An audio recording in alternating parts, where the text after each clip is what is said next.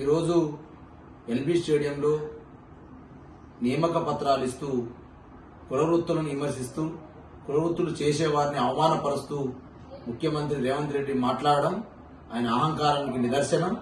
మరొకసారి బీసీల పట్ల, బీసీలు చేసే కుల వృత్తుల పట్ల నీ ఇష్టం వచ్చినట్టు నోరు బారేసుకుంటే ఖబర్దార్ రేవంత్ రెడ్డి అని హెచ్చరిస్తా ఉన్నాం. ఏం మాట్లాడుతా ఉన్నావు రేవంత్ రెడ్డి? ఒళ్ళు మరిచి మాట్లాడుతున్నావా? ఒళ్ళు పొగరెక్కి మాట్లాడుతా ఉన్నావా? బీసీలంటే లెక్కలేదా? బీసీలు చేసే కుల వృత్తులంటే లెక్కలేదా?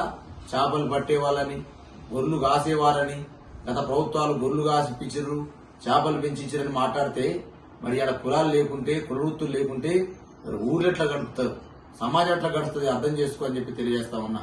ఇలా బీసీలను అవమానపరుస్తూ, బీసీలలో ఉన్నటువంటి ముదిరాజులను అవమానపరుస్తూ, యాదవులను అవమానపరుస్తూ ఇవాళ ఎటువైపు ఏ సంకేతాలు ఇద్దామనుకుంటా ఉన్నావు?